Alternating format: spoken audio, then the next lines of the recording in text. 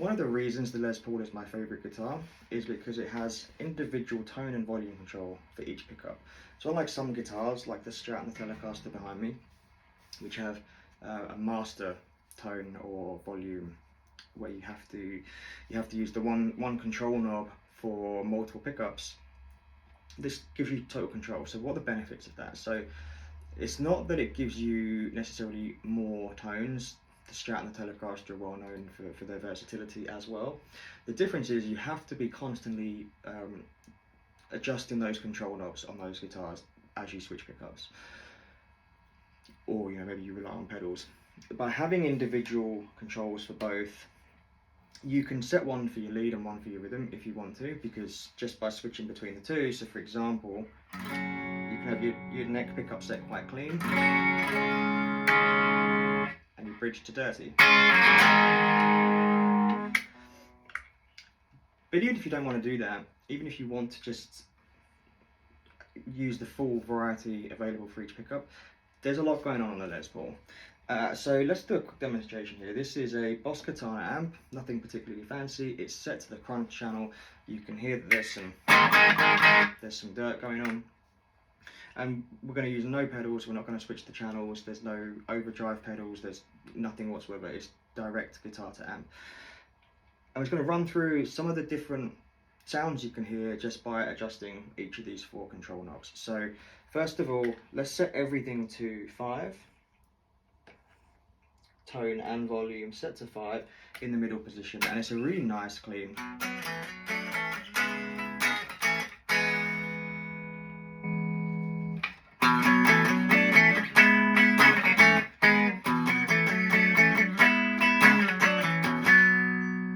Quite sparkly.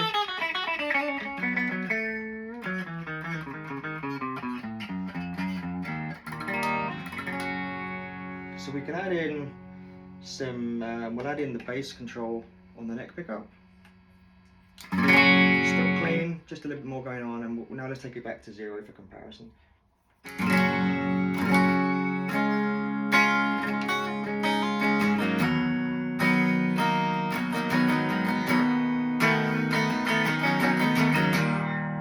Back up to 10. So some brightness just on the tone control for the neck pickup. What if we turn that up to 10? So we've got now the neck pickup is on 10, tone and volume, and the bridge is still on 5 and 5. Beefy. Probably might just roll back the tone back to 5.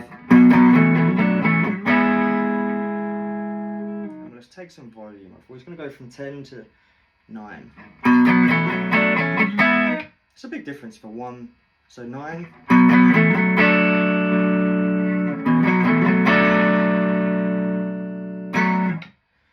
Okay, so now let's go up to the neck pickup itself.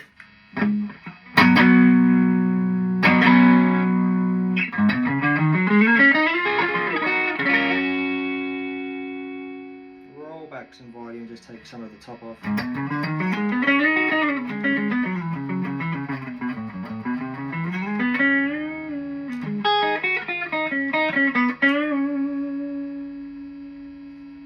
Volume, so the tone down to 0, we'll keep the volume at 6.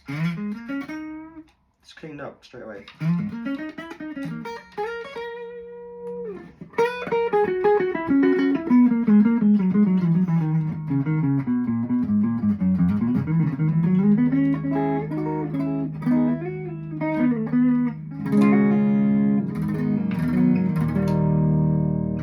Lovely sound, and we can roll that volume back to 6.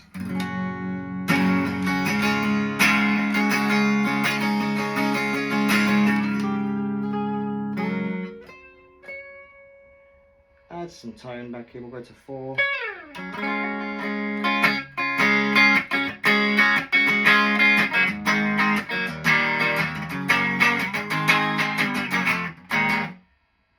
Okay, now let's go back to the middle and we'll see how the bridge affects things. So everything back to 5. Now let's put the bridge pickup tone to 10.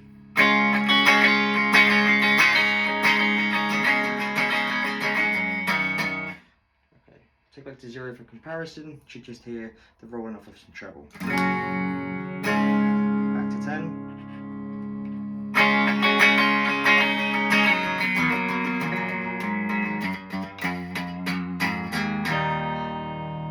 And let's add the volume up to 10.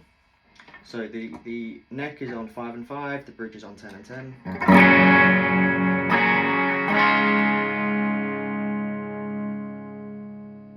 8.5. There we go.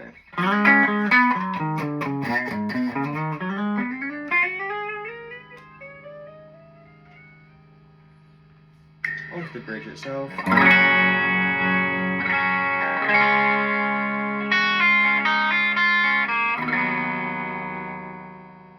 Volume rolled back to 7.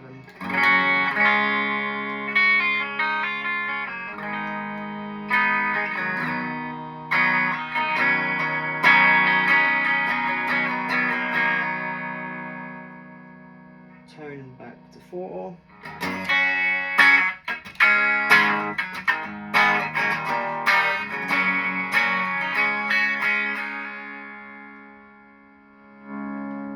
Tone to 0.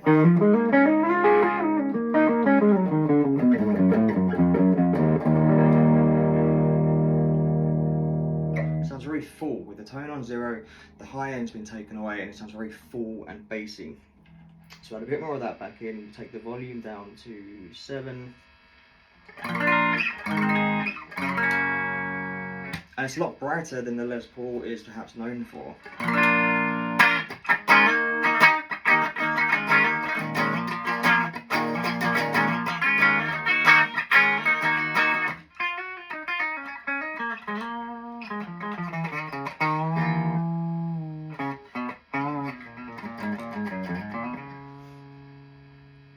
So that might be your rhythm.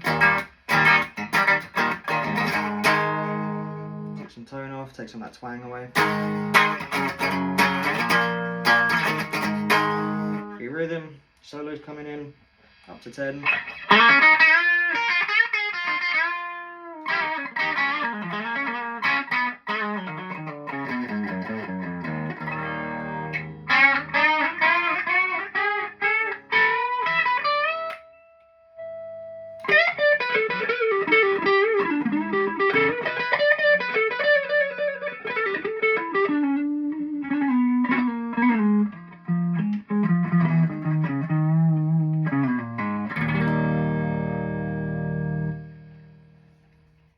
So there we go, a quick demonstration of the benefits of having dedicated tone and volume control for both pickups, and also just the amount of versatility under your fingertips. So before you go and spend 80, £100 on a new pedal, or you spend the gig switching between channels, clean and dirty channels, and maybe a lead channel on top of that for your solos. And there's nothing wrong with doing all that, because we all do that. But before you do that, it's really worth spending the time getting to know your particular instrument, because there might be a lot more going on right under your fingers than you're aware of. So one, that opens you up to new tone possibilities, which is always a benefit.